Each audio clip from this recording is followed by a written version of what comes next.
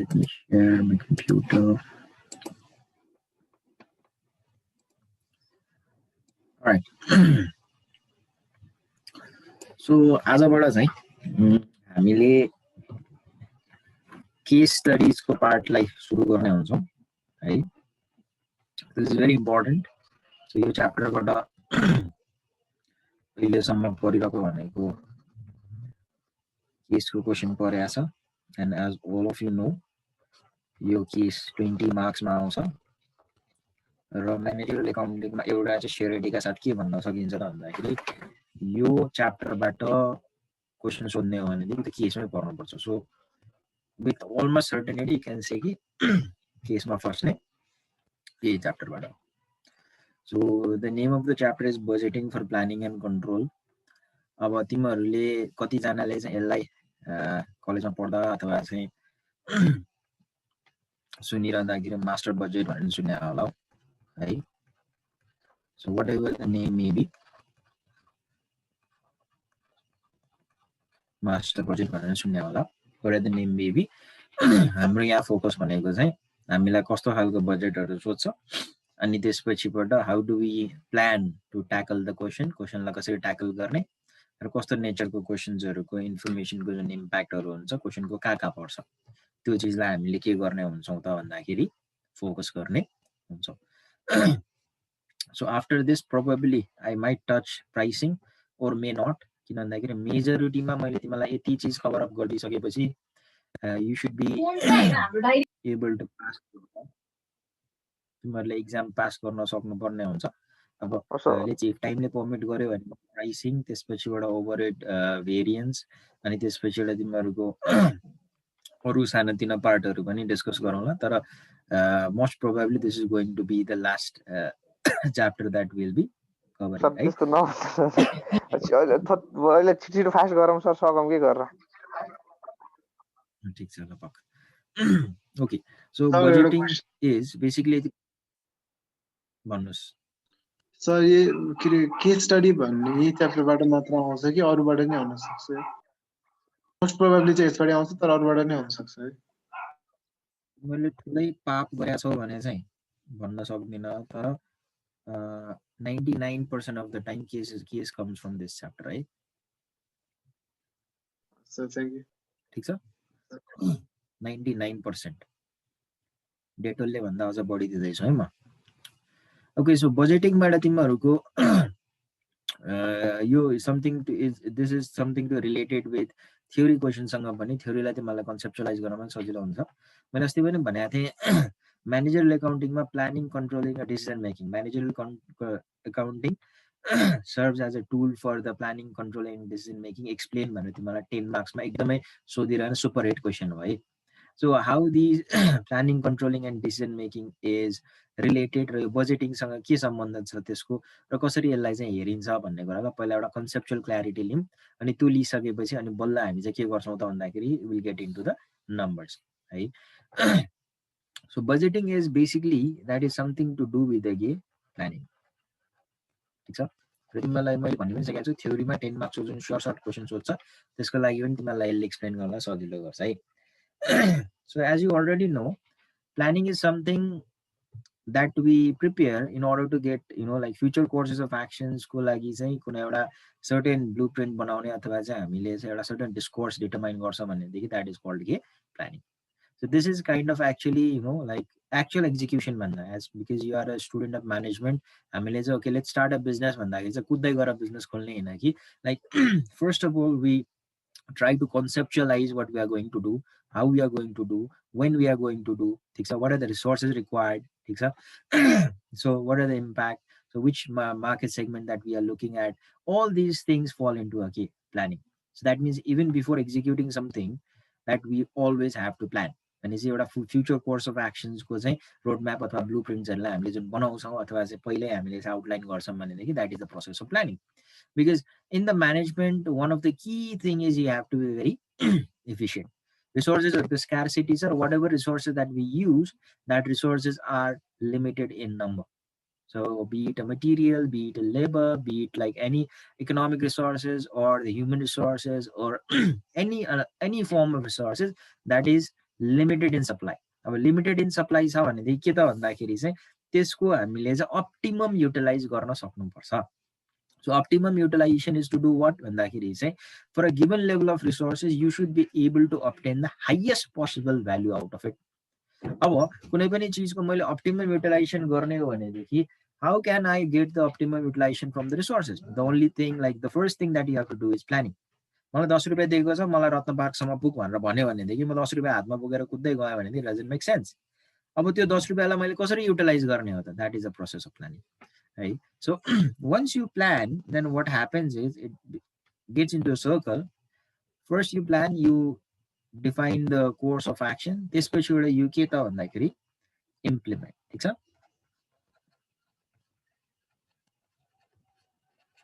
Then you implement the things. So you planning गरिसकेपछि एउटा त हामीले future course of action पनि decide गर्छौं.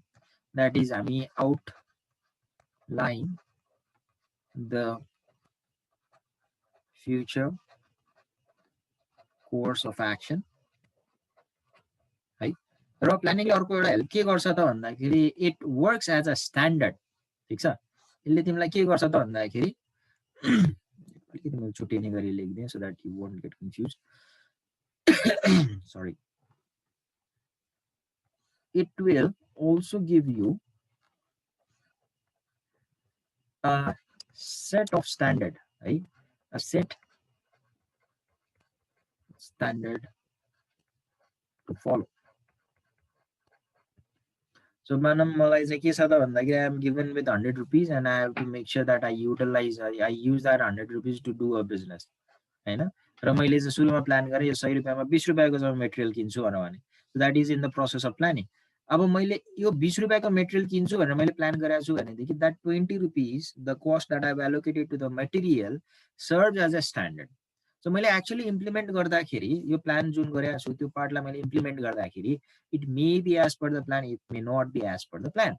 So implementation गरिसकेपछि there will be actual result. जब म इम्प्लिमेन्ट गर्छु तब त्यहाँबाट के आउँछ त भन्दाखेरि चाहिँ actual result आउँछ. ठीक छ? So I implement the thing, I get the actual result. And one thing I have to admit, मैले जुन प्लान गरेको छु त्यसलाई इम्प्लिमेन्ट गरेको छु र यो इम्प्लिमेन्टेसनबाट आएको रिजल्ट जुन छ it may or may not, may or may not agree with the actual result. यो पार्ट तिमीहरुले राम्रोसँग ध्यान दिऊ है. मे or may not भनेको के त भन्दा अघि मैले 20 रुपैयाँको मटेरियल किन्छु भनेको तर मार्केटमा गएर मैले किन्दाखेरि चाहिँ 22 रुपैयाँ पर्यो अरे. So that means there is a deviation between the planned action and the actual implementation. So plan जुन स्ट्यान्डर्ड छ र इम्प्लिमेन्ट गरेको जुन एक्चुअल रिजल्ट छ त्यो बीचमा के हुन सक्छ त भन्दाखेरि डिफरेन्सेस आउन सक्छ. मे or may not be as per the plan र एक्चुअल रिजल्टको बीचमा के फलो हुन पनि सक्छ, फलो नहुन पनि सक्छ. फलो भयो भने त ठीक छ, हामीले जे प्लान गरेको थियौं त्यही अचिभ गरौँ. तर फलो भएन भनेदेखि what we have to do is we have to take the corrective actions by controlling either the standard or the actual result. भने के त भन्दाखेरि मैले जब एक्चुअल रिजल्ट मेरो हातमा पर्छ त्यो हातमा परिसकेपछि मैले प्लान्ड एक्टिभिटीज र एक्चुअल रिजल्टलाई के गर्छु कम्पेयर गर्छु. यदि प्लान्डसँग ठिक्क छ भनेदेखि राम्रो भयो. That means I have achieved my intended like path. मैले जुन चाहिँ प्लान गरेको थिएँ त्यो फलो भयो. तर छैन भनेदेखि then I have to take necessary precautions, necessary measures to reduce the deviation. मैले चाहिँ यो प्लान्टको मेन और मे नट भनेको छु यो दुईटाको बीचमा यदि फरक परेको छ भनेदेखि त्यसलाई रिड्युस गर्नको लागि मैले के गर्छु करेक्टिभ एक्सन्सहरु लिन्छु. त्यसलाई म के भन्छु त भन्दाखेरि कन्ट्रोल मेकानिजम भन्छु. फर एक्जाम्पल मैले 20 रुपैयाँको मटेरियल आउँछ भनेको तर मैले मेरो जुन काम गर्दाखेरि 22 रुपैयाँको मटेरियल किन्न खर्च गरे भनिसकेपछि there is a difference of 2 rupees that I have spended 2 rupees more than what I am supposed to. है मेरो स्ट्यान्डर्ड कति थियो त भन्दा मेरो स्ट्यान्डर्ड थियो 20 रुपैयाँ. है मैले एक्चुअलमा कति खर्च गरे त भन्दाखेरि 22 रुपैयाँ. So that means there is a deviation of 2 rupees. तिमीले स्ट्यान्डर्ड कस्टिङमा पढ्ने कुरा यही हो. Deviation of 2 rupees, that is unfavorable. Unfavorable भनेको के त भन्दाखेरि मैले जति खर्च गर्नुपर्ने त्यो भन्दा 2 रुपैयाँले बढी खर्च गरे. So what could be the possible reason कि मार्केटमा साँच्चीकै चाहिँ मेटेरियलको भाउ महँगो भएको, त्यसको सर्टेजेस छ, त्यसको अभाइबिलिटी छैन, जसको कारणले गर्दाखेरि अबको उपरान्त चाहिँ मैले बेस्ट पोसिबल प्राइस पाउने भनेको 22 रुपियाँ हो भनेपछि मैले आफ्नो स्ट्यान्डर्ड चेन्ज गर्नु पर्यो। त्यसपछिदेखि मैले प्लानिङ गर्दाखेरि चाहिँ ओके मेरो मेटेरियलको कस्ट 22 रुपियाँ रहेछ है भनेर हिसाब गर्नु पर्यो। तर होइन, मार्केटमा चाहिँ त्योभन्दा सस्तोमा पाइरहेको छ, स्ट्यान्डर्ड हाम्रो ठिक छ, तर जो किन्न जाने हो त्यो किन्न जाने मान्छेले चाहिँ प्रपरली चाहिँ के गरेन त भन्दाखेरि भेन्डर्सहरू स्क्रुटनाइज गरेन, आफूले चाहिँ मार्केटको सर्वे गरेन, मार्केटमा चाहिँ तिमीहरूको चाहिँ कोटेसन्सहरू टेन्डर्सहरू आह्वान गरेन भनेदेखि जे पाए त्यही रेटमा किना रहेछ भने त्यसले गर्दा के भयो त भन्दाखेरि महँगो भयो। So where should you take the actions भन्ने कुरा। यदि एक्चुअलमा प्रब्लम छ भने यु कल द प्रोक्युरमेन्ट डिपार्टमेन्टलाई तिमीले बोलाउँछौ, सोचौ वाइ देयर इज 2 रुपियाँ किन महँगो तिरेको, प्रोक्युरमेन्ट डिपार्टमेन्टले जस्टिफिकेसन दिनुपर्ने हो। तर यदि प्रोक्युरमेन्ट डिपार्टमेन्टले बेस्ट पोसिबल प्राइस लिएको छ, तिमीहरूको चाहिँ एक्चुअल ठिक छ, स्ट्यान्डर्डमा प्रब्लम छ भने देन वी कल के रिसोर्स प्लानिङ डिपार्टमेन्टलाई बोलाउँछौ र के भन्छौ त भन्दाखेरि next time onwards whenever you do this kind of thing you need to make sure कि this is the market scenario, you have to change the standard। चाहिँ यसरी हामीले चाहिँ आफ्नो स्ट्यान्डर्ड र एक्चुअललाई जुन डेभिएसन कम गर्ने पार्ट हुन्छ त्यसलाई हामी कन्ट्रोल भन्छौँ र यो कन्ट्रोलको आधारमा जुन हामीले चाहिँ यहाँनिर करेक्टिभ एक्सन्सहरू लिएको हुन्छौँ त्यसको आधारमा हामी के गर्छौँ त भन्दाखेरि डिसिजन्सहरू लिन्छौँ। That means we take the decision making है। र डिसिजन मेकिङ भनेको के हो त भन्दाखेरि again on the basis of this we start planning. So it is kind of a continuous cycle रहेछ है। So this म्यानेजरियल एकाउन्टिङमा हामीले गर्ने काम यही नै हो। तिमीहरूको 10 मार्क्समा आउँदा यसै गरी तिमीहरूले एउटा राम्रो खालको चित्र बनाइदियो, planning, implementation, actual result, control र डिसिजन मेकिङ भनेर यही चित्र बनाएर तिमीहरूले एक्सप्लेन गर्यो भनेदेखि देन लाइटली कि तिमीहरूले थ्योरी नै भए पनि 10 मा 10 त नपाउला, 10 मा एटलिस्ट 8 अथवा 9 पायो भने that would be a very आस्को, बिकज ग्राफ अथवा this kind of picture speaks more than like what you have written in your paragraphs. This is how you should be scoring more. So managerial accounting as a tools for planning, controlling and decision making, explain with example भन्ने भने these are the things। Material को example लिन सक्छौ, यो cycle को कुरा गर्न सक्छौ है। अब यो पार्टमा where does this budget fit? So budget fit in this part, this planning।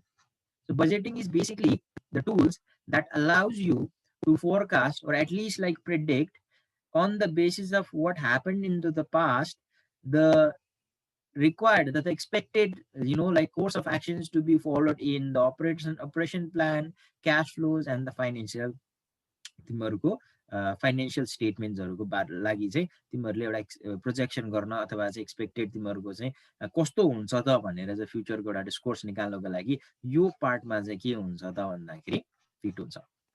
And the type of budget that will be talking about is a static budget है। स्ट्याटिक बजेट भने चाहिँ के त तिमीहरूले पहिला फ्लेक्सिबल बजेट पढ्यौ। फ्लेक्सिबल बजेटमा चाहिँ के हुन्छ त भन्दाखेरि 10,000 युनिट छ एउटा, अनि त्यसपछि चाहिँ अर्को 12,000 युनिट भयो भने के हुन्छ, एउटै महिनामा वैशाख महिनामा यदि मैले 10,000 युनिट उत्पादन गरेँ भने के हुन्छ, 12,000 युनिट उत्पादन गरेँ भने के हुन्छ, 11,000 युनिट उत्पादन गरेँ भने के हुन्छ भन्ने कुरा तिमीहरूले स्टडी गरेको। तर यहाँ चाहिँ स्ट्याटिक हुन्छ। स्ट्याटिक भने के त भन्दाखेरि कुनै पनि मन्थमा तिमीहरूले 10,000 को प्रोजेक्सन गरेका छौ भनेदेखि you stick with this 10,000 and all the following calculation is based upon this 10,000 unit. Sales unit यदि 10,000 हुन्छ नि यही 10,000 लाई लिएर हामीले के गरेका हुन्छौँ त भन्दाखेरि चाहिँ क्यालकुलेसन्सहरू एस्टिमेट्सहरू गरेका हुन्छौँ। So that is why these numbers do not vary. हामीले चाहिँ 10,000 भयो भने 11,000 मा के, 12,000 मा के, 15,000 मा के हेरिराख्दैनौँ। So that is why these kind of figures, the estimates of sales does not change. So that is why it is called a static budget है। र यो जुन बजेट बनाएको छ it is prepared usually at the beginning of the fiscal year। प्रत्येक तिमीहरूको चाहिँ fiscal year सुरु हुनुभन्दा अगाडि तिमीहरूको बजेट प्रिपेयर गर्ने हुन्छ ताकि you have a certain standard in place, that you have certain standard in place which serve as a guidance for you to do the following activities in the later years। भनेपछि तिमीले नेपालको पनि हेर्यौ भनेदेखि तिमीहरूको वार्षिक बजेट आउँछ नि। So हाम्रो आर्थिक वर्ष श्रावणदेखि सुरु हुन्छ, तर युजुअली यु सी द्याट जेठ असारमा नै के गरिसकेका हुन्छ, बजेट भाषण भइसकेका हुन्छ। भनेपछि अल द गभर्मेन्ट्सको चाहिँ तिमीहरूको के त भन्दाखेरि इन्कम र एक्सपेन्डिचर्सहरूको चाहिँ द पोसिबल नेक्स्ट इयरको लागि तिमीहरूले जुन चाहिँ रोड म्याप बनाउँछौ, जुन चाहिँ तिमीहरूले एउटा गाइडेन्स लिन्छौ, द्याट इज कल्ड बजेट। र यहाँ पनि हामीले गर्ने कुरा त्यही नै हो। सो यही चिजमा तिमीहरूको फोकस्ड भएर so we'll be discussing more of a budget now। अब बजेट कस्तो कस्तो अर्गनाइजेसन बनाइन्छ त, for what sort of organization these budgets are important भन्ने कुरा गर्छौ भनेदेखि any type of organization where money is involve. ठिक छ, जुनसुकै टाइपको अर्गनाइजेसन होस्, जुनसुकै नेचरको अर्गनाइजेसन जहाँनिर मनी अथवा चाहिँ इकोनोमिक एक्टिभिटिजहरू हुन्छ त्यो ठाउँमा budgeting works very well. So तिमीहरू मानौँ कलेजमा गयो, कलेजमा पनि बजेट चाहिन्छ, हस्पिटल गयो, हस्पिटलमा पनि बजेट बनाउन मिल्छ, तिमीहरू चाहिँ सिनेमा हल गयो, ठिक छ, त्यहाँ पनि बजेट बनाउन मिल्छ। तिमीहरू चाहिँ मानौँ कुनै एउटा म्यानुफ्याक्चरिङ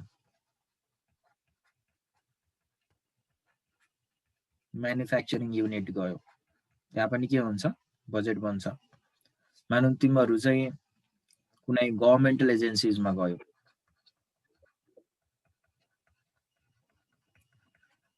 गभर्मेन्टल अर्गनाइजेसनमा गयो, त्यहाँ पनि हुन्छ। तिमीहरू कुनै एनजिओजमा गयो, त्यहाँ पनि बजेट चाहिने हुन्छ। तिमीहरू कुनै आइएनजिओजमा गयो, त्यहाँ पनि बजेट चाहिने हुन्छ। ठिक छ, तिमीहरू इभन मन्दिरमा गयो, त्यहाँ पनि के चाहिने हुन्छ, बजेट चाहिने हुन्छ। टेम्पलको स्पेलिङ के हो अन्त? एली सर, एली। टिएमपिएलई हो।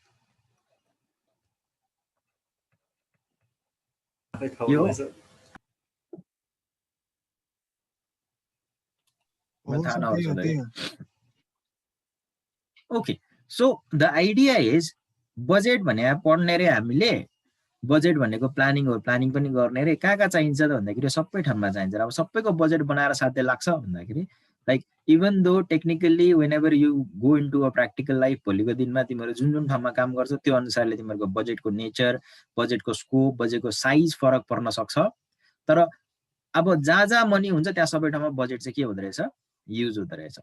तर अहिलेको लागि for the sake of simplicity हाम्रो बजेटिङ भनेको चाहिँ एक्जाम पोइन्ट अफ भ्यूलाई मात्र ध्यान दिने हो भनेदेखि हाम्रो बजेटिङ भनेको हाम्रो फोकस जम्मा दुईटा टाइप अफ अर्गनाइजेसन लिएर हुन्छ। एउटा भनेको ट्रेडिङ कन्सर्न र अर्को भनेको म्यानुफ्याक्चरिङ कन्सर्न। र तिमीहरूलाई अझ for the sake of more kind narrowing down the scope, तिमीहरूको अहिलेसम्म सोधेको क्वेसन भनेको मोस्ट अफ द क्वेसनमा ट्रेडिङको मात्रै सोधेको छ। अब टियुको सिलेबस पढायो भए चाहिँ इट वाज इक्वली लाइकली कि तिमीहरूलाई म्यानुफ्याक्चरिङ पनि सोध्न सक्थ्यो। म्यानुफ्याक्चरिङ तिमीहरूको सिलेबसमा चाहिँ छ, ठिक छ, तर तिमीहरूको यो इक्जाममा चाहिँ खासै त्यति सोधिएको छैन। ठिक छ, अब सिलेबसमा चाहिँ छ। आई डोन्ट नो सिलेबसको स्पेलिङ भन्दा केटा हो SYLLABUS। युएस हो भाइलाई भने एकाउन्ट पढायो होला, छोड्दै। यस सर।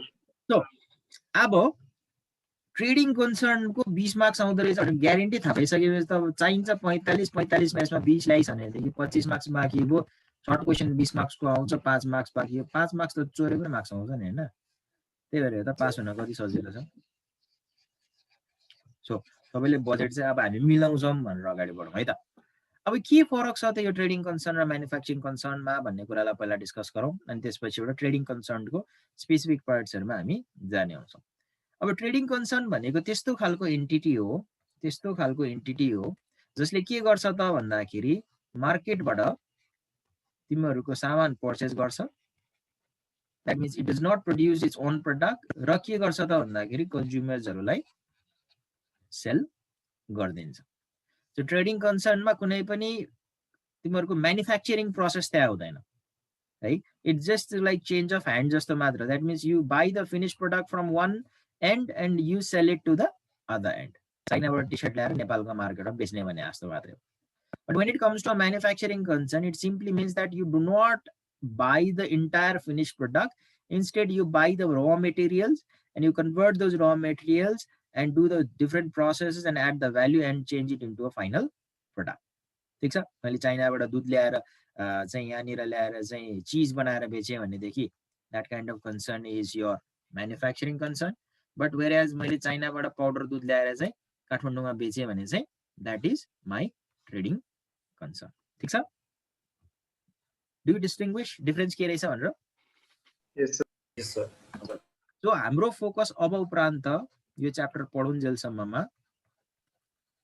ट्रेडिङ कन्सर्नमा हुन्छ. सो ट्रेडिङ कन्सर्न भनेको हामीले थाहा पायौँ सामान ल्याएर सामान बेच्ने कुरा रहेछ. यो भित्र के बजेट बनाउने रहेछ, कसरी बनाउने रहेछ भन्ने कुरालाई हामीले हेर्ने हुन्छौँ. ठीक छ, बेसिकली यो च्याप्टर भरिमा र तिमीहरूले 2013 देखिको यताको जुनसुकै क्वेशनमा हेर्यौ भने मैले यहाँ आउटलाइन गर्ने भन्दा बढी बजेट लेखेको हुँदैन. सो त्यसमा के हुन सक्छ त भन्दाखेरि पहिलो सुरुमा भनेको मर्केन्डाइज पर्चेज बजेट. ठीक छ, त्यसपछिबाट तिमीले अर्को बनाउनु पर्ने बजेट भनेको okay let me also right the working वाला पनि है. अकाउन्ट्स रिसिभेबल के भन्छ अहिले के भयो accounts receivable collection budget horror film हेरे जस्तो भयो त. Okay merchandise purchase budget, account receivable collection budget, त्यसपछिबाट तिमीहरूको cash budget. Sometimes this cash budget is also referred to as a cash collection and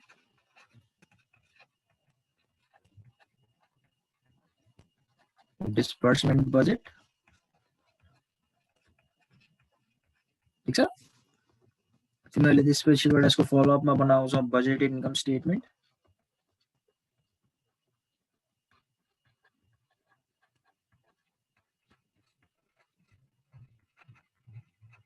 budgeted income statement, त्यसपछि तिमीहरूले बनाउँछौ budgeted balance sheet. Okay, so यति चिज तिमीहरूले यति 5 वटा चिज बनाउन जान्यौ भने believe me this is done. This is not that difficult at all. र तिमीहरूको 2013 देखिबाट यताको 2020 and ongoing years भनेदेखि you will see all the requirements are within these 5. र यो 5 वटा चाहिँ बनाउँछौ किन त भन्दाखेरि यो तिमीहरूले एक्सप्लिसिटली डाइरेक्टली नसोधे पनि यो क्याश कलेक्सन बजेट बनाउनको लागि चाहिँ एज अ वर्किङ नोटको रूपमा तिमीहरूले बनाउनै पर्ने हुन्छ. So how we divide this, यसलाई कसरी गर्छौँ त भन्छौ भनेदेखि probably we finish this today, आज हामी यसलाई सक्छौँ. भोलि हामीले यसको केही पार्ट र क्याश बजेटको इनिसियल पार्ट भ्याउँछौँ र थर्डमा हामीले यो बजेटेड इन्कम स्टेटमेन्टको पार्टलाई र ब्यालेन्स सिटको पार्टलाई भ्याउने हुन्छौँ. So first of all I will start one at a time. त्यसपछिबाट हामीले सबै क्वेसनलाई चाहिँ एटलिस्ट 2टा मैले सबै क्वेसन्सलाई फुल क्वेसनलाई ट्याकल गर्ने हुन्छु. And once I am done with complete 2 questions by the end you will be able to do the budgeting related problem. So अब आयो कुरा मर्केन्डाइज पर्चेज बजेटको कुरा रहेछ. Merchandise purchase budget. अब के हो त यो मर्केन्डाइज पर्चेज बजेट भनेको, कसरी बनाउने हो त? हामीले अघि नै भनिसकेका छौँ कुनै पनि ठाउँमा बजेट भनेर लेख्छ भने त्यो बजेट भनेको के हो,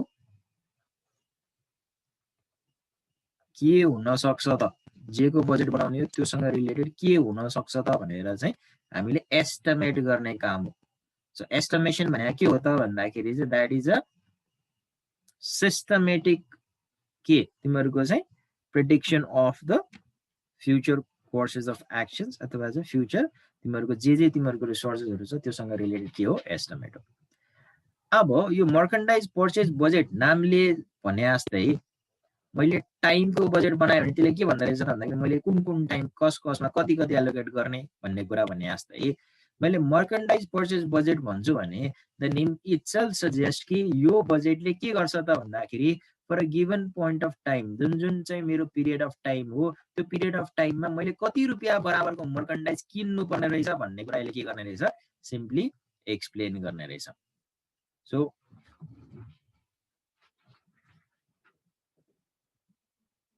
So what you have to be careful is यहाँनिर बजेटको नामले नै तिमीहरूलाई चाहिँ के भनिरहेको हुन्छ त ए यो बजेट रहेछ भन्ने भनिरहेको हुन्छ so first of all let's try to get hold of format यसको फर्मेट बुझौँ फर्मेट बुझिसकेपछि हामी के गर्छौँ त भन्दाखेरि हेड एन्ड बजेट प्रिपेयर गर्छौँ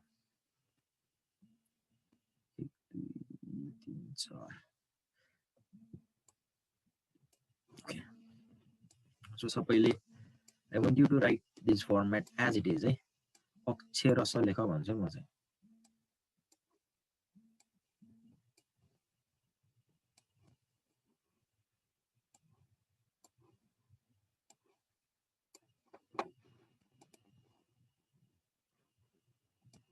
कति आउने जाने गरेर आयो मान्छे ओके युजुअली तिमीलाई मन्थको डाइमेन्सन दिएको हुन्छ so I am writing the month but sometimes you have to be cautious कि मन्थको ठाउँमा क्वार्टर पनि हुन सक्छ मन्थको ठाउँमा चाहिँ इयरली बजेट पनि हुन चाहिँ सक्छ है so will always start with sales revenue यसको केसमा be given with sales revenue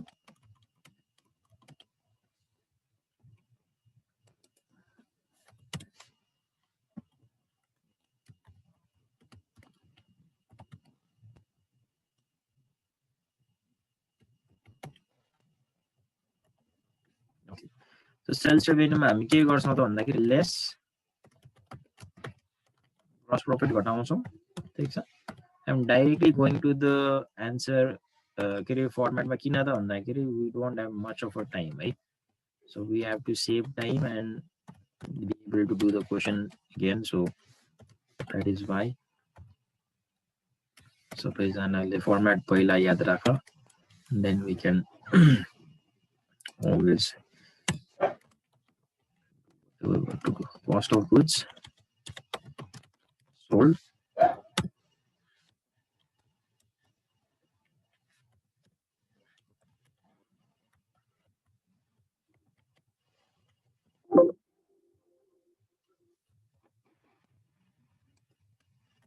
okay so then we add closing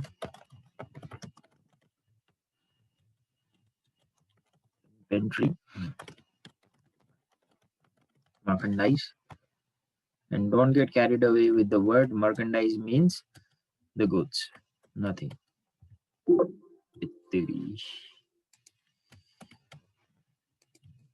okay then less opening inventory of merchandise some of you might feel कि okay हामीले त add opening stock गरेर आएको less closing stock गरेर आएको यसले किन चाहिँ उल्टो गर्यो भनेर छ भने it is not a उल्टो but it is the way you do the adjustments to get the purchase amount right so अहिलेलाई चाहिँ you have to trust me and write as I am writing but nothing else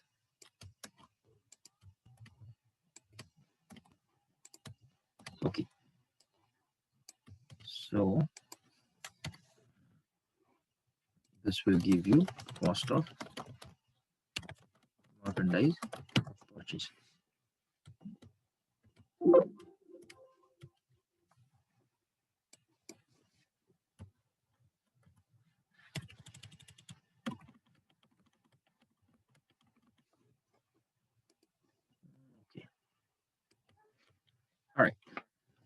So this is the format for your merchandise purchase budget right हामीले जुन बनाउने भनेको merchandise purchase budget छ यसको simple format यो हो अब यसमा दुई चारवटा कुरा तिमीले ध्यान दिनुपर्ने हुन्छ के कुरा र कसरी ध्यान दिने त्यो कुरालाई हेर so merchandise purchase budget बनाउँदाखेरि simply you write the title merchandise purchase just above your statement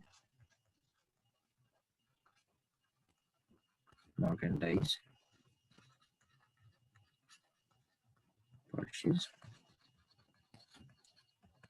budget okay so usually question लाई र exam लाई फोकस गर्न usually हामीलाई के दिएको हुन्छ र के कुरालाई फोकस गर्ने भन्दाखेरि usually you will be asked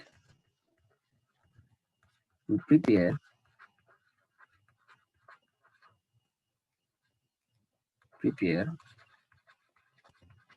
budget for 3 period. That 3 period could be 3 months, 3 quarters or 3 years.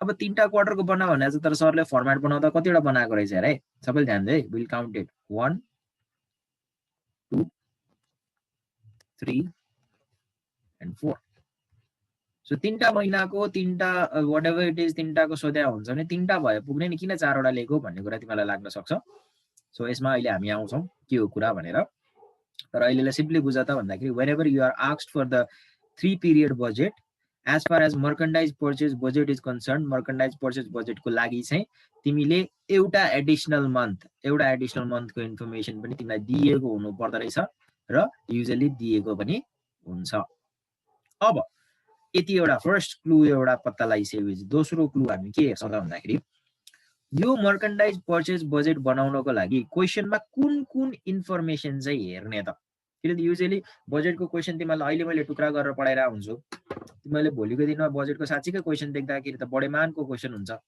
त्यो बडेमानको क्वेशन देख्ने बित्तिकै तर्सिनु भएन किन तर्सिनु भएन त भन्दाखेरि हामी पहिल्यै सुरुमा क्ल्यारिटी के भएर जान्छौं त भन्दाखेरि मैले कुन इन्फर्मेसन चाहिँ कुन बजेट बनाउँदाखेरि मलाई चाहिने र हेर्नु पर्ने रहेछ भन्ने कुरा यहाँ हेरेको त्यो फर्मेटमै क्लियर छ पहिला सुरुमा मलाई सेल्स रेभेन्यू चाहिँदै रहेछ अब कहिलेकाहीँ क्वेशनले सिधै सेल्स रेभेन्यू भनेर दिएको हुन्छ दिएको छैन भने त्यो क्वेशनले के दिन सक्छ त भन्दाखेरि एउटा क्वान्टिटी दिन सक्छ र अर्को के दिन सक्छ त भन्दा सेलिङ प्राइस पर युनिट दिन सक्छ भनेपछि यो क्वान्टिटी जुन छ सेल्स त्यसले मैले सेलिङ प्राइस पर युनिटलाई मल्टिप्लाई गरेर भने सेल्स रेभेन्यू आउँछ कि आउँदैन डेफिनेटली आउँछ भनिसकेपछि क्वेशन दिने तरिका मैले सेल्स रेभेन्यू क्वेशनमा दिएको हुनु पर्दो रहेछ र 99.99% अफ द क्वेशनमा सेल्स रेभेन्यू दिएकै हुन्छ वन वे अर अनदर अर्को मलाई यो क्वेशन गर्नको लागि चाहिने कुरा के रहेछ भन्दा ग्रस प्रॉफिट अब क्वेशनले ग्रस प्रॉफिट नै दिन्छ त भन्दाखेरि होइन युजुअली क्वेशनले के गर्छ त भन्दाखेरि ग्रस प्रॉफिट मार्जिन दिन्छ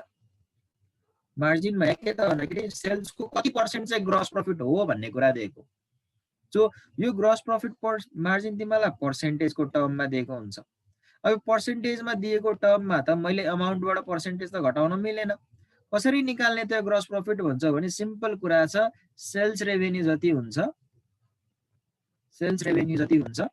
त्यसको चाहिँ तिमीहरुले ग्रस प्रॉफिट मार्जिनले मल्टिप्लाई गर्यो भने या दिएको पर्सेन्टेजले मल्टिप्लाई गर्यो भने तिमीहरुको के आउँदो रहेछ त भन्दा ग्रस प्रॉफिट आउँदो रहेछ ठीक छ अब यो त जोड घटाउको फिगर हो कस्ट अफ गुड्स सोल्ड भनेको त सेल्सबाट ग्रस प्रॉफिट घटाएपछि कस्ट अफ गुड्स सोल्ड आउँछ अब यदि तिमीहरुलाई कस्तो लाग्यो भनेदेखि यदि तिमीहरुलाई याद छ भने sales minus cost of goods sold गर्दा ग्रस प्रॉफिट आउँथ्यो भने सेल्सबाट ग्रस प्रॉफिट घटाउँदाखेरि के आउनु पर्यो कस्ट अफ गुड्स सोल्ड आउनु पर्यो यो कस्ट अफ गुड्स सोल्ड हामीले डिराइभ गर्ने रहेछौं त्यसपछिबाट यसमा एड क्लोजिङ इन्भेन्टरी र लेस ओपनिङ इन्भेन्टरी अब यो इन्भेन्टरीजहरु जोड घटाउ गर्नु पर्ने रहेछ भने क्वेशनमा हामीले दिएको इन्फर्मेसनबाट अर्को के पनि पत्ता लगाउनु पर्दो रहेछ त भन्दाखेरि चाहिँ इन्भेन्टरी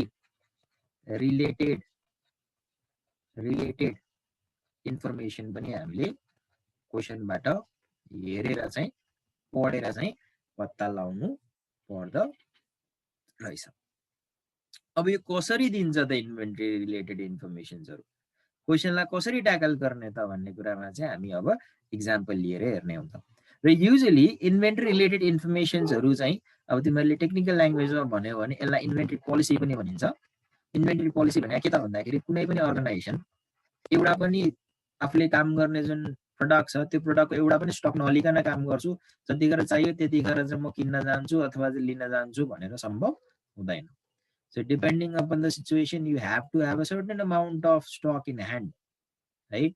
तिमीले चाहिँ सर्टेन चाहिँ स्टक राख्नु पर्ने हुन्छ अब कति राख्ने है त्यसपछि एउटा केलाई पुग्ने गरी राख्ने के को बेसिसमा राख्ने भन्ने कुरा चाहिँ that depends upon the company's inventory policy. यति कुरा तिमीहरूले अहिले सुरुको इनिशियल फेजमा यति कुरा तिमीहरूले जान्यौ भनेदेखि, यति कुरा तिमीहरूमा कुनै पनि कन्फ्युजन छैन भनेदेखि तिमीले मर्कन्डाइज पर्चेस बजेट सजिलै बुझ्छौ। र मर्कन्डाइज पर्चेस बजेट 20 मार्क्समा सोद्धाखेरि यसको वेट चाहिँ युजली 4 र 5 मार्क्सको 0-0मा हुन्छ। यो बनायो भने तिमीले कि त 4 मार्क्स कि त 5 मार्क्स डेफिनेटली पाउने रहेछौ। ठीक छ। र यसमा चाहिँ तिमीहरूको स्टेप वाइज मार्किङ हुन्छ। स्टेप वाइज भनेको कि मर्कन्डाइज मिल्यो, अर्को मिलेन भनेदेखि मर्कन्डाइजको नै मार्क्स काट्ने हुँदैन, मर्कन्डाइजको चाहिँ मार्क्स आउँछ, जुन मिलेको छैन त्यसको चाहिँ मार्क्स काट्ने हुन्छ। So having said that, let's do one example that will clear out. अब यो फर्मेट सबैले साह्रो त, I give you 1 minute time. मैले यो बजेटिङको भिडियोजहरु चाहिँ एकैचोटि राख्ने हुँदाखेरि तिमीहरूले like you will not get the video this week है, अर्को विक मात्र पाउँछौ। किन त भन्दाखेरि द्याट विल क्रिएट, तिमीहरू फेरि भोलिदेखि लाइटली लिन थाल्छ यो कुरालाई। So I want you to write this format in your copy. Okay guys, 33 by 34 सम्म I give you time, just write it down.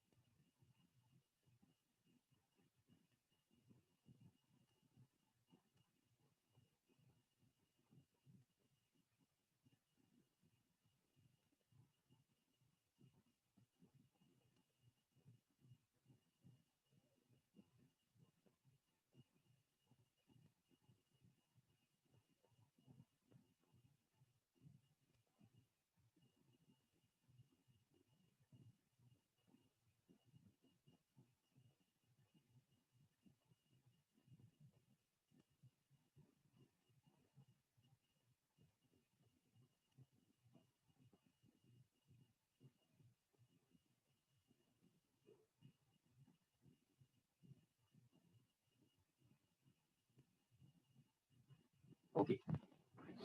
No. Okay, hopefully you have got a chance to write the format. Okay, let me write the question for you. Okay, टुक्रे क्वेशन्सहरुको लागि I'll be preparing questions यहीँनिर हामीले find सबैलाई मर्ज गरेर गर्ने बेलामा चाहिँ cash budget को part देखि चाहिँ I'll be using the question from question bank है.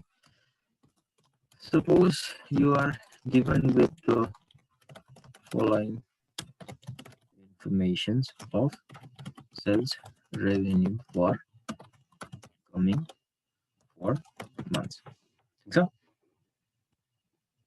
sales information. Let's see.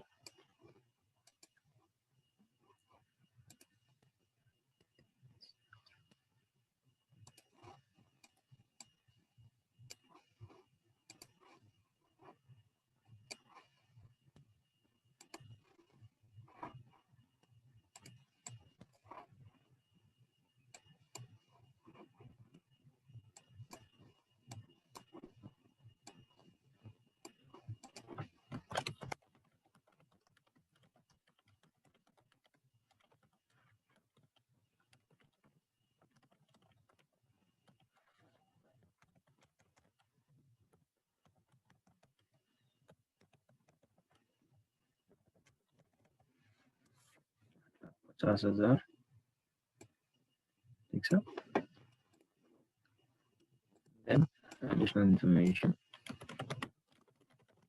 Gross profit margin is % of sales. The company has a policy to maintain the inventory of merchandise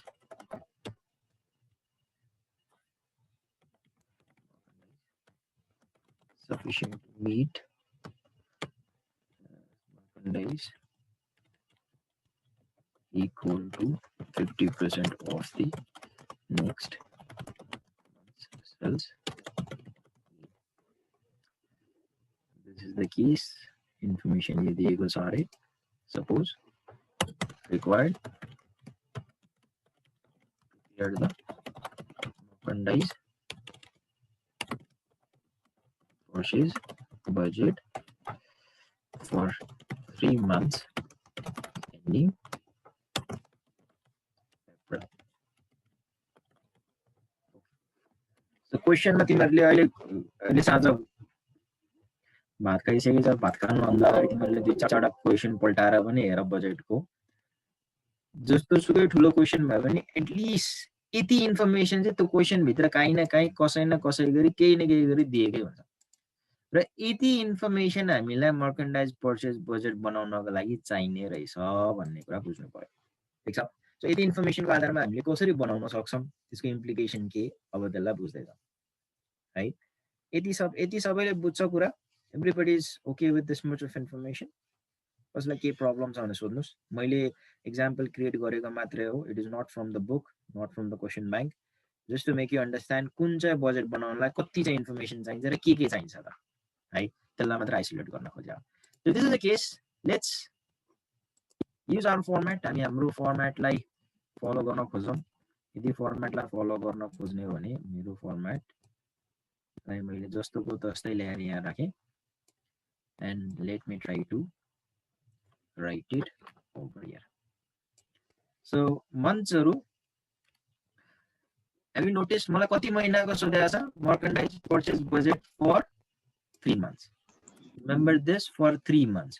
तर information यहाँ कतिवटा दिएको छ for 4 months. So be careful. जहिले पनि तिमीलाई यसरी दिएको हुन्छ यदि यो दिएन भने कसरी इन्फर्मेसन दिएको हुन्छ त्यसलाई पनि म अहिले कुरा गर्छु. So these are the tweaks you will not find in the books है फेरि अब दिनै पर्छ भन्ने छैन तर युजुअली तिमीलाई दिने खालको क्वेशन्सहरुमा चाहिँ यसै गरी सोधेको छ so you should be very much clear about why भन्ने कुरामा चाहिँ बुझ्नु पर्यो सो हामीलाई 3 महिनाको सोधेको छ भने 3 महिनाको हामी लेख्दै छौं this is the month of January this is the month of February this is the month of March and this is the month of April के बनाउन लागेको हामीले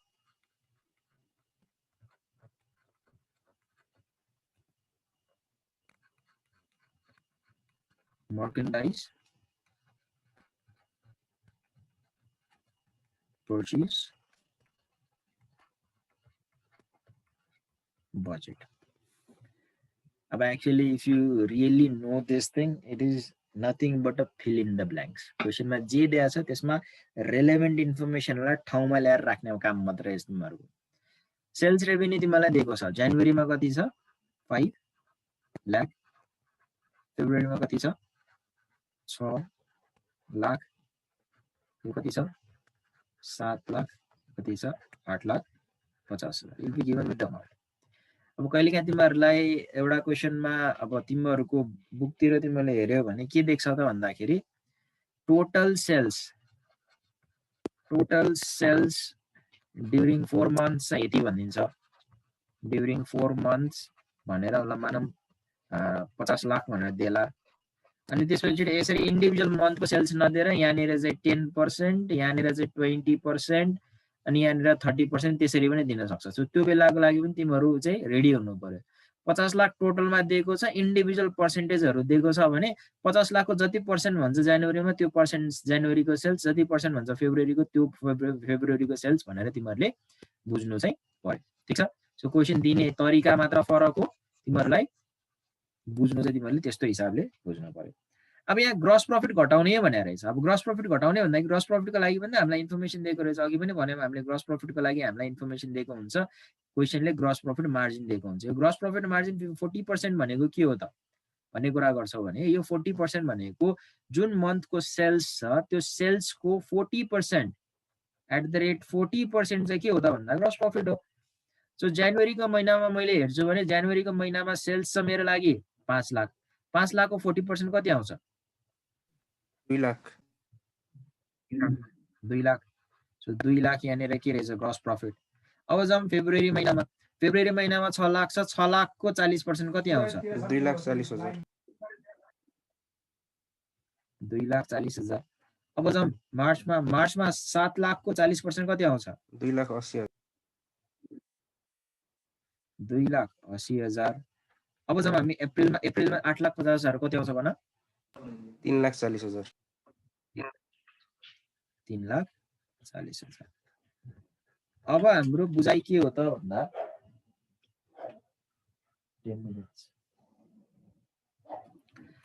सेल्सबाट ग्रस प्रफिट घटाइसकेपछि के आउँछ? कस्ट अफ गुड्स सोल्ड घटाइदिउँ। Sales minus gross profit 5 lakh minus 2 lakh कति आयो? 3 लाख। 6 लाख माइनस 2,40,000 कति आउँछ? 3,60,000 3,60,000। त्यसपछि एउटा 7 लाख माइनस 2,80,000 कति आउँछ? 4,20,000। र 8,50,000 माइनस 3,40,000 कति आउँछ? 5,10,000 5,10,000। अब आयो फन्डा क्लोजिङ इन्भेन्ट्रीको। अब क्लोजिङ इन्भेन्ट्री अफ द मर्कन्डाइजले के भन्छ त भन्दाखेरि सबैले ध्यान दिएर सुन, कुनै पनि मन्थमा मैले क्वेशनले दिएको इन्भेन्ट्री पोलिसीलाई फलो गर्ने हो भने त्यो मन्थको एन्डमा मैले कति बराबरको मेरो मर्कन्डाइजको स्टक राख्नुपर्छ भन्ने कुराले चाहिँ यो क्लोजिङ इन्भेन्ट्रीको पोलिसी हो। यहाँ तिमीहरूले हेर्छौ भने कम्पनीको पोलिसी के रहेछ त भन्छौ भने the company has a policy to maintain inventory of merchandise equal to 50% of the next month sales need. भनेपछि मलाई अब आउने महिनाको लागि सेल्स गर्नलाई जति सामान चाहिन्छ, सबैले ध्यान दियो है, अब आउने महिनामा सेल्स गर्नको लागि जति सामान चाहिन्छ त्यो सामान अथवा त्यो सेल्स निडको मैले 50% बराबर सामान चाहिँ यही महिनामा स्टक राख्छु है।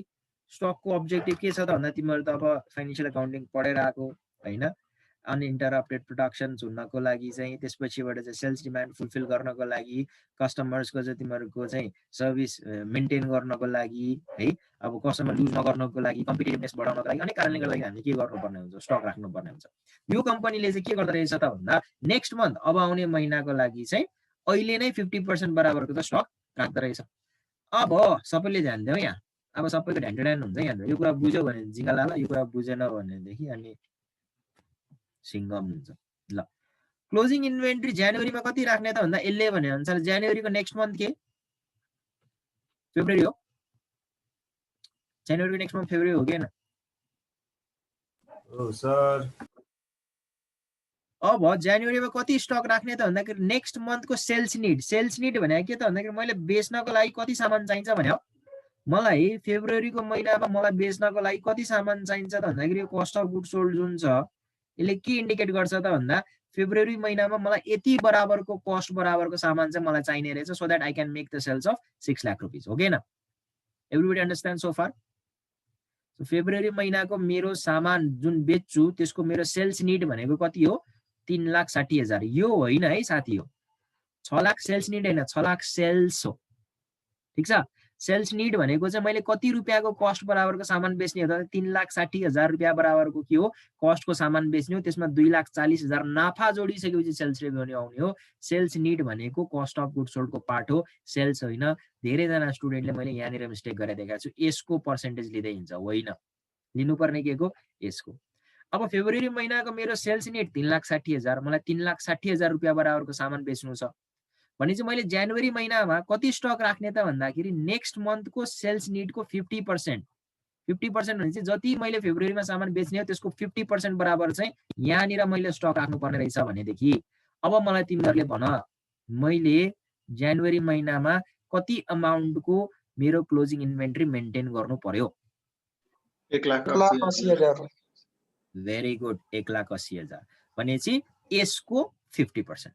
कहिलेकाहीँ सफिसियन्ट भन्ने हुन्छ। सफिसियन्ट भने के? नेक्स्ट मन्थलाई पुग्ने गरी भने नेक्स्ट मन्थलाई पुग्ने गरी भने के त नेक्स्ट मन्थमा जति बेच्ने सबै यहाँ स्टक राख्ने।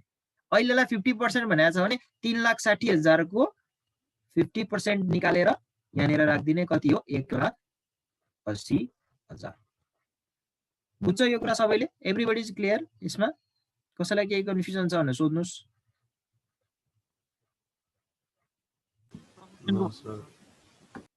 ओके, अब जाउँ हामी फेबमा। फेबको नेक्स्ट मन्थ के? मार्च। मार्चको सेल्स नेट 4,20,000, त्यसको 50% भने चाहिँ कति आउने भयो? 2,10,000। 2,10,000। त्यसपछि जाउँ अप्रिलमा। अप्रिलको सेल्स नेट 5,10,000, 5,10,000 को 50% कति? 2,55,000। 2,55,000।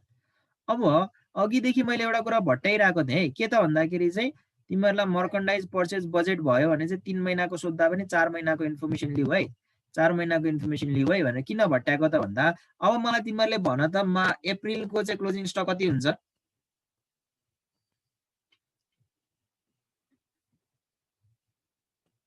कसैले भन्न सक्छ अप्रिलको कति हुन्छ? 0 हुन्छ सर। त्यो मार्चको इन्फर्मेसन नै दिएको छैन उसको, अप्रिल भन्दा पछाडिको। This is not available. 3 lakh not available किन त भन्दाखेरि अप्रिलको स्टक पत्ता लगाउनको लागि त मेको इन्फर्मेसन दिया हुनु पर्यो हैन? मेको त हामीसँग मन्थै छैन, मेको मन्थ छैन, त्यसको पनि नआउने रहेछ भनेपछि 3 महिनाको इन्फर्मेसन निकाल, 3 वर्षको निकाल, 3टा क्वार्टरको भन्यो भने नेक्स्ट एउटा क्वार्टर चाहिने रहेछ। So that usually closing stock of merchandise चाहिँ नेक्स्ट मन्थको सेल्स निडको आधारमा के गरिने हुन्छ? डिटरमाइन गरिने हुन्छ। त्यही कारणले गर्दाखेरि चाहिँ 3 महिनाको भन्दा 4 महिनाको इन्फर्मेसन लिनुपर्ने रहेछ। अब एउटा कुरा हामीले के बुझ्छौँ त भन्दाखेरि कुनै पनि मन्थको क्लोजिङ स्टक भनेको नेक्स्ट मन्थको लागि के हुन्छ? Opening stock. ओपनिङ स्टक कति सजिलो छ हेर त। 1,80,000 जनवरीको लागि 1,80,000 जनवरीको क्लोजिङ स्टक हो भने यो फेब्रुअरीको के हुनु पर्यो?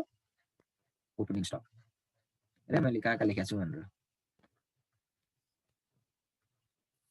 Okay, with the same logic फेबको क्लोजिङ स्टक हो भने मार्चको के हो? Opening stock 2,10,000।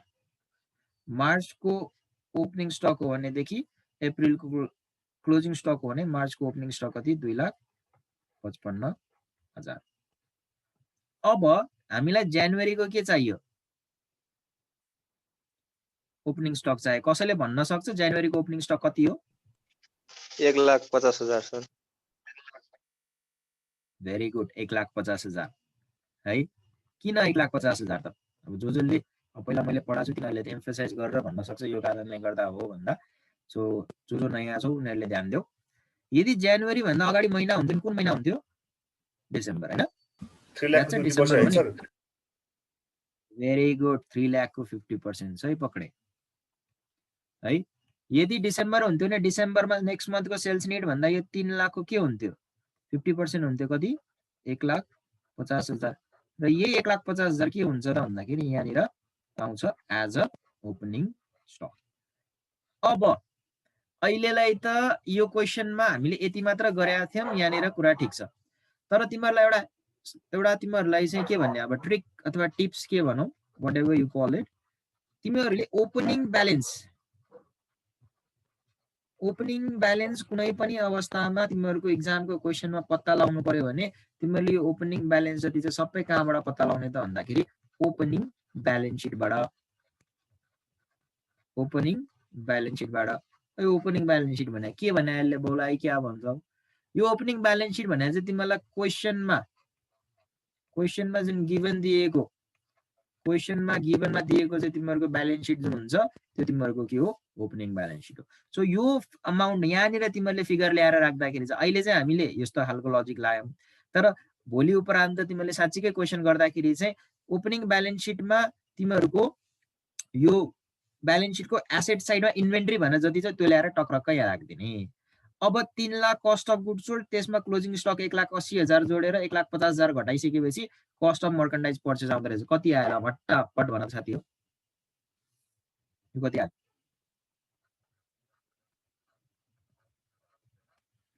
यो भन्न है। 3,30,000।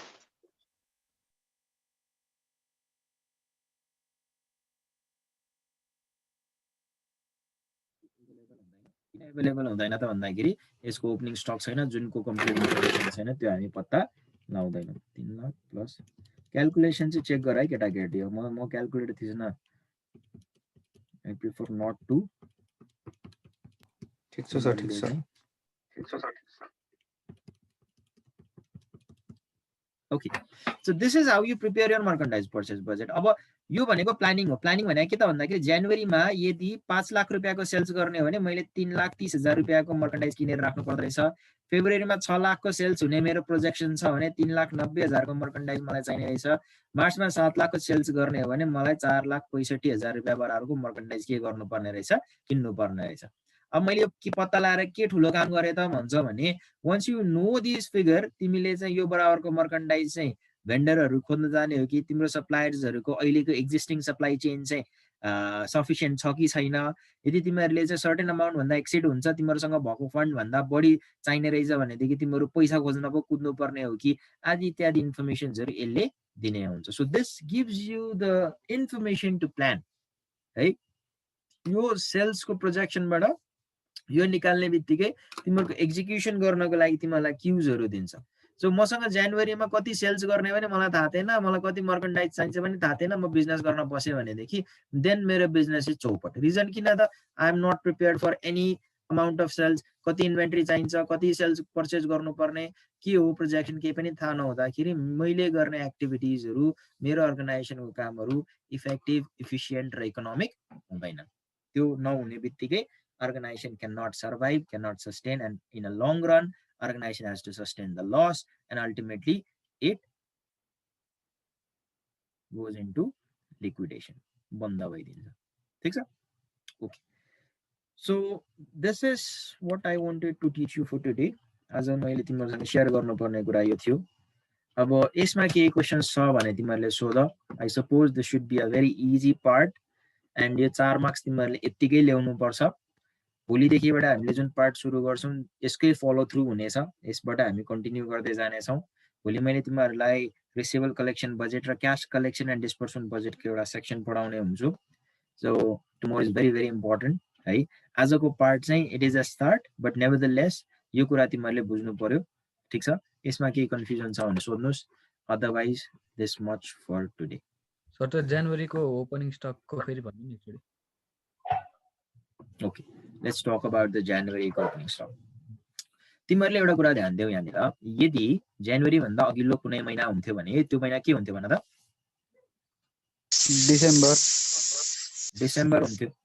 हामीले अघिदेखि के भनिरहेका छौं त भन्दाखेरि यो जुन कम्पनी छ यो कम्पनीले स्टक राख्दाखेरि कसरी राख्छ त भन्दा नेक्स्ट मन्थको सेल्सको नीड जति हो त्यसको 50% बराबरको छ यही महिनामा स्टक राख्दै रहेछ। अब म डिसेम्बरमा उभिएर हेर्दा म यहाँ छु भनिसकेपछि मेरो नेक्स्ट मन्थ भनेको जनवरी, नेक्स्ट मन्थको सेल्स नीड भनेको 3 लाख। अब मैले डिसेम्बरमा स्टक राख्नु पर्यो भने कति राख्छु त भन्दाखेरि नेक्स्ट मन्थको सेल्स नीड जति छ त्यसको कति पर्सेन्ट राख्छु? 50%। मेरो जनवरीको सेल्स नीड कति? 3 लाख। 3 लाखको 50% कति? 1,50,000। भनेपछि यो 1,50,000 तिम्रो के हुन्छ त भन्दाखेरि डिसेम्बर मन्थको एन्डिङ इन्भेन्टरी हुन्छ। र हामीलाई एउटा कुरा के थाहा छ त भन्दा यदि डिसेम्बर मन्थको एन्डिङ इन्भेन्टरी हो भने त्यो भनेको कुन महिनाको बिगिनिङ इन्भेन्टरी हुनुपर्छ? जनवरी महिना। र अहिलेलाई हामीले यसरी इन्फर्मेसन निकाल्यौ। युजुअली तिमीले यो इन्फर्मेसन कहाँबाट निकाल्ने हुन्छौ त भन्दाखेरि तिम्रो क्वेशनमा दिएको जुन ब्यालेन्स शीट छ त्यो ब्यालेन्स शीटको चाहिँ करेन्ट एसेट्स अथवा एसेट साइडमा जुन तिमीलाई इन्भेन्टरी भनेर दिएको अमाउन्ट हुन्छ त्यो इन्भेन्टरी भन्ने अमाउन्टलाई सलक्क तिमीले टिपेर ल्याएर यहाँनेर राख्ने हुन्छ। शाश्वत ठीक छ? ठीक छ sir. Okay. Anyone else? Any problem? Let's discuss. Sir यो इन्भेन्टरी लेभल इफ दिएन भने चाहिँ के गर्ने? दिएको हुन्छ, दिएको नभने कथन कदाचित दिएन भने है मैले भनिहालेँ मोस्ट अफ द टाइम दिएको हुन्छ until end unless like question ह्यापजार्डले बनाएको केसमा बाहेक। तर यदि नदिएको केसमा to be on a safe side हामी के गर्छौं त भन्दाखेरि एउटा नोट लेख्छौं मर्चेन्डाइज पर्चेज बजेट बनाउनु भन्दा ठीक अगाडि। त्यो नोट हाम्रो के लेखिन्छ त भन्दाखेरि since the inventory policy is not given in the question, we assume that the company maintains the sufficient inventory to meet this next month sales need.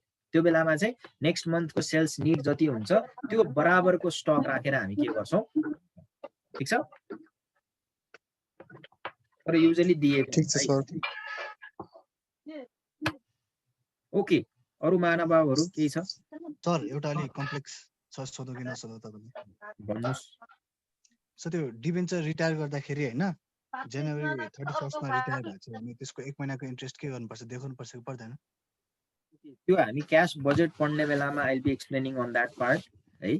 त्यो चीजलाई मैले एक्सप्लेन गर्ने हुन्छु। क्याश बजेटमा डिबेन्चरको मात्र हैन, तिमीहरुको इन्भेस्टमेन्ट अर्ली तिमीले रिटायरमेन्ट लिँदाखेरि अथवा तिमीहरुको बैंक लोन अथवा डिबेन्चर्सहरु रिटायर हुँदाखेरि अथवा तिमीहरुले चाहिँ शॉर्ट टर्म लोन लिँदाखेरि त्यसमा इन्ट्रेस्टको ट्रिटमेन्ट के कसरी गर्न सकिन्छ, के एजम्पसन्सहरु राख्नु पर्ने हुन सक्छ भन्ने कुरालाई हामी डिस्कस गर्छौं बृहत छलफलमा। Will not cover that today. ठीक छ साक्षात? ओके सर, ओके, ठीक छ सर, ठीक छ सर। हजुर भन्नुस्। सर ओपनिङ स्टक हैन ब्यालेन्स शीटमा दिएको हुँदैन भने के राख्ने त्यहाँ? 98301 नाम चेन्ज गर भाइ पहिला। नाम के हो? सर श्याम बाबु सर। श्याम बाबु, तिमी आफ्नो नाम चेन्ज गरिहाल न यार। खोइ कसरी भयो मलाई थाहा छैन सर यसो। देखि यो छिर्न पाइदैन है तिमीहरुको नामवालाहरुलाई। सो बी केयरफुल है। ओके श्याम बाबु, मैले नाम चेन्ज गर्दिए। ल क्वेशन सोध अब। जुन ओपनिङ स्टक दिएको हुँदैन भने ब्यालेन्स शीटमा त्यहाँ के राख्ने के त्यसको? राजा ओपनिङ ब्यालेन्स शीट दिएको छ भने त्यसमा ओपनिङ स्टक हुन्छै हुन्छ। ब्यालेन्स शीटमा क्वेशनमा दिएको गिवन ब्यालेन्स शीटको इन्भेन्टरी भनेको ओपनिङ स्टक हो। यदि ब्यालेन्स शीट दिएको छैन भनेदेखि क्वेशनले तल डिस्क्रिप्सनमा काहीँ न काहीँ भनिदिएको हुन्छ यति हो ओपनिङ स्टक भनेर। ल त्यो पनि भन्दिएन भनेदेखि अहिले हाम्रो जुन तरिकाले हामीले नेक्स्ट मन्थको सेल्स निडको 80% राख्ने भन्ने जस्तो इन्फर्मेसन क्वेशनले डेफिनेटली दिएको हुन्छ र त्यसरी दिएको इन्फर्मेसनलाई तिमीहरुले त्यो क्याल्कुलेसन गर। अहिले 3 लाखको 50% 1,50,000, त्यही 1,50,000 नै के हो त जनवरीको ओपनिङ स्टक हो भने यसरी तिमीले क्याल्कुलेट गर्ने। थर्ड अप्सन भनेको भेरी रेयर हो, यदि युजुअली तिमीलाई हुँदैन। युजुअली फर्स्टमै ओपनिङ ब्यालेन्स शीटमा इन्भेन्टरी भनेर दिएको हुन्छ। दिएन भनेदेखि सेकेन्ड अप्सन भनेको डिस्क्रिप्सनमा ओपनिङ स्टक यति, जनवरीको सुरुमा ओपनिङ स्टक यति थियो अनि यो मार्चको एन्डमा क्लोजिङ स्टक यति हुन्छ भनेर दिएको हुन्छ। कतन कदाची दुईटै दिएन भने अहिले हामीले गरे जस्तै गरी ढ्याक्क ओपनिङ स्टक पत्ता लगाउने हिसाब गर्ने। ठीक छ? ओके सर, ठीक छ। और कुछ?